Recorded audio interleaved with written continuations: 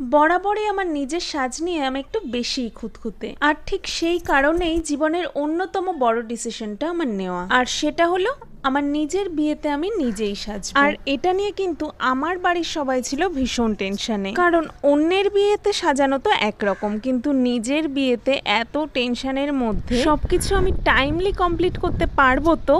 But আমি তো নাছোড়বান্ধা, নিজে মেকআপ আর্টিস্ট হয়ে অন্য মেকআপ আর্টিস্ট হায়ার করে সাজবো, এটা হতে পারে না।